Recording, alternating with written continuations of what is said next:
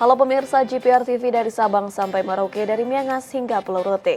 Bertemu lagi bersama saya Bilki Sabila dalam program Kominfo Newsroom. Halo pemirsa GPR TV dari Sabang sampai Merauke.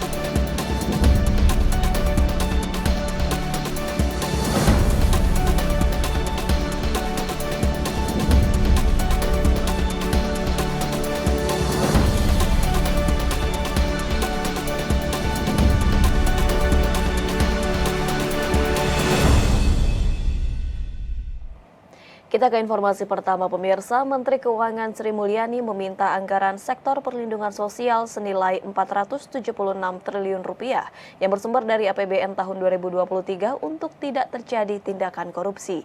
Permintaan itu langsung disampaikan langsung oleh Sri Mulyani kala meninjau pelaksanaan program penanganan kemiskinan terpadu di Kabupaten Malang, Jawa Timur.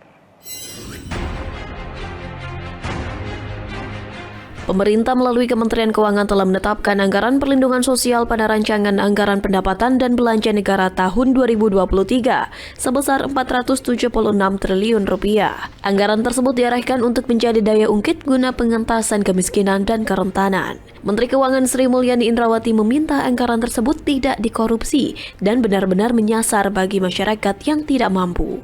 Permintaan itu disampaikan langsung kepada Menteri Sosial Tri Risma hari ini saat meninjau pelaksanaan program penanganan kemiskinan terpadu di Kabupaten Malang, Jawa Timur. Saya senang semoga seluruh anggaran dari perlindungan sosial yang sudah dialokasikan di APBN benar-benar bisa dirasakan manfaatnya kepada mereka yang membutuhkan dan tidak dikorupsi, ya Bu ya. Lebih lanjut, Menko menerangkan sektor perlindungan sosial telah dirancang sedemikian rupa untuk menurunkan tingkat kemiskinan di Indonesia yang sempat mengalami kenaikan akibat dampak pandemi COVID-19.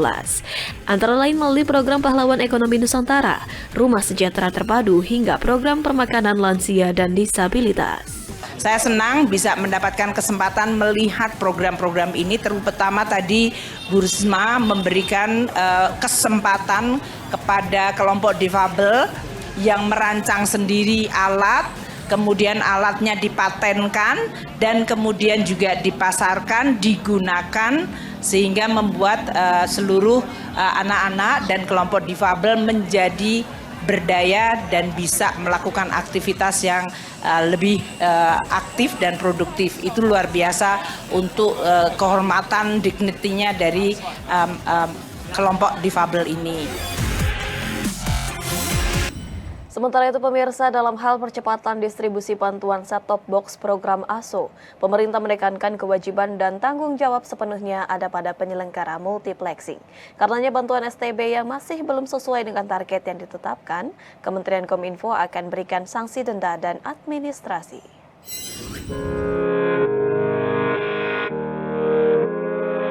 Program penghentian siaran analog atau analog switch off menjadi salah satu agenda dalam percepatan transformasi digital. Oleh karena itu, Kementerian Komunikasi dan Informatika melibatkan berbagai pemangku kepentingan untuk menyukseskan program ASO bersama dengan lembaga penyiaran penyelenggara multiplexing dalam mempercepat distribusi set-top box. Direktur Penyiaran Direktorat Jenderal Penyelenggara Pos dan Informatika, Kementerian Kominfo Geriantika Kurnia menyatakan, kewajiban dan distribusi set-top box dibebankan oleh penyelenggara multiplexing yang telah mendapatkan hasil seleksi dan evaluasi yang tertuang dalam Peraturan Pemerintah Nomor 46 Tahun 2021. Berdasarkan data terpadu kesejahteraan sosial Kementerian Sosial, terdapat 5,6 juta rumah tangga miskin yang akan diberikan subsidi berupa perangkat set-top box gratis. Dari jumlah tersebut, penyelenggara multiplexing berkomitmen menyediakan 4,3 juta unit set-top box dan pemerintah 1,3 juta unit. Terkait bantuan perangkat set-top box yang masih belum sesuai dari target yang ditetapkan, Giri menyebut akan menerapkan sanksi administratif dan denda kepada lembaga penyiaran yang melakukan pelanggaran terhadap pedoman perilaku penyiaran dan standar program siaran. Kita bisa langsung ke sanksi namanya penghentian siaran dan terakhir pencabutan. Jadi tahapannya seperti itu. Jadi kita udah sampaikan ke mereka ada sanksinya. Nah, pembagian set-top box harusnya berakhir di tanggal 2 November 2022. Nah, sampai sekarang kita lagi menunggu dari swasta ini. Nanti kalau misalkan masih tidak ada kewajibannya tidak dipenuhi, ya kita harus tegakkan sanksi sesuai dengan aturan PP 5 maupun PM 6. Kementerian Kelautan dan Perikanan tengah mengupayakan penyesuaian besaran indeks tarif penerimaan negara bukan pajak pasca produksi yang ditentang masyarakat nelayan di berbagai daerah di Indonesia. Hal itu disampaikan oleh Direktur Perizinan dan Kenelayanan Kementerian Kelautan dan Perikanan, Ukon Ahmad Furkon, dalam bincang bahari pengaturan PNBP pasca produksi.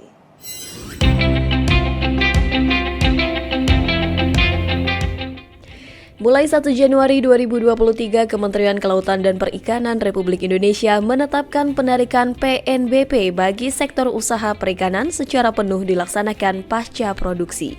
Hal ini dilakukan untuk memperbaiki tata kelola perikanan di dalam kebijakan penangkapan ikan terukur di Indonesia.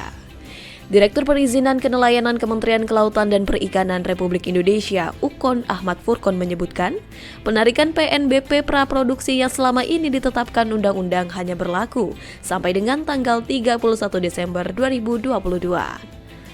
Dengan adanya transformasi tata kelola PNBP SDA Perikanan pada tahun 2023, maka untuk pasca produksi surat izin penangkapan ikan tidak dipungut PNBP alias gratis, dan pungutan hasil perikanan dibebankan pada setiap volume ikan yang ditangkap pada setiap trip penangkapan ikan.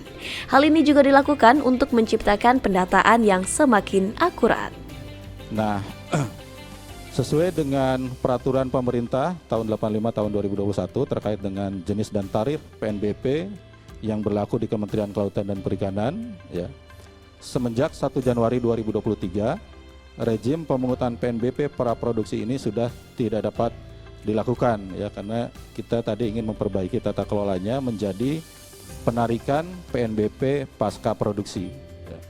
Jadi tentu perbedaan yang cukup mendasar rekan-rekan sekalian, ya. Jadi kalau praproduksi untuk setahun ke depan sebelum melakukan penangkapan harus bayar terlebih dahulu. Untuk pasca, ketika surat izin penangkapan ikan ini dikeluarkan tidak dipungut apapun, ya. Jadi tidak ada PNBP atau gratis.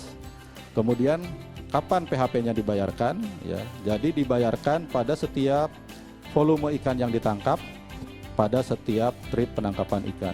Jadi kalau rekan-rekan nelayan pelaku usaha di dalam 1 tahun melakukan 10 kali trip penangkapan ikan misalnya, berarti kurang lebih di dalam 1 tahun itu dia akan membayar PHP-nya 10 kali.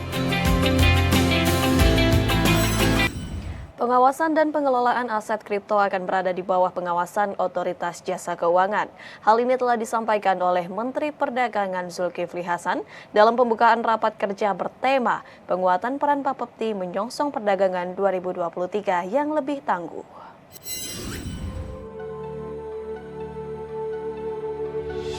Dalam rapat kerja Bapepti, Menteri Perdagangan Zulkifli Hasan mengatakan, sebagian kewenangan, tugas, dan fungsi Badan Pengawas Perdagangan Komoditi terkait pengawasan di industri keuangan seperti pengelolaan aset kripto telah dialihkan ke Otoritas Jasa Keuangan.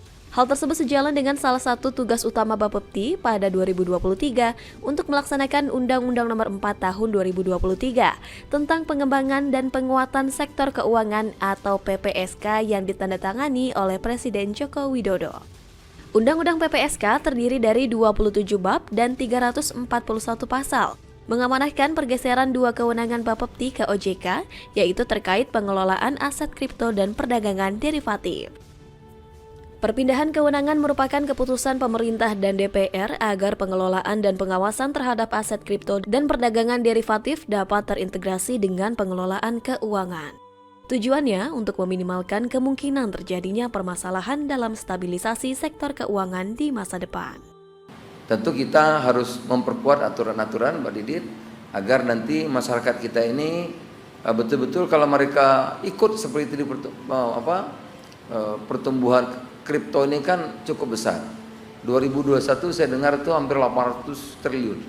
Memang tahun kemarin turun menjadi 200 sekian triliun gitu.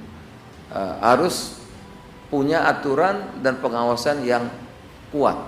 Jangan sampai nanti masyarakat kita ini tahu-tahu uangnya hilang, yang nggak mengerti, cuma ikut temannya, ya. temannya begini begitu, banyak sekali yang begitu, tiba-tiba uangnya dalam 1 hari amblas gitu. Nah, oleh karena itu perlu sosialisasi, orang yang mau bergerak di sini diberikan pengertian dan pengawasan yang kuat. Lebih lanjut, Kemendak Zulkifli juga meminta untuk segera disusun langkah strategis dan tepat agar mekanisme pengalihan kewenangan tidak menimbulkan dampak yang berarti bagi industri dan juga masyarakat. Pemirsa, berbagai informasi akan kami ulas sesaat lagi. Usai jeda, tetaplah bersama kami.